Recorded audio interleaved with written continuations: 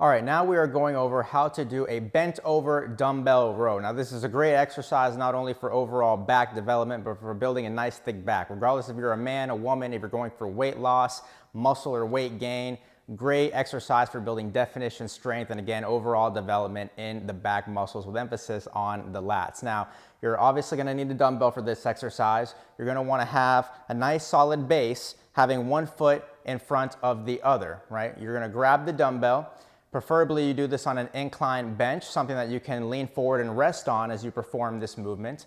And you're going to bring the dumbbell, pull it right back to the side of your hips. Now, two things to make sure that you're doing this exercise effectively.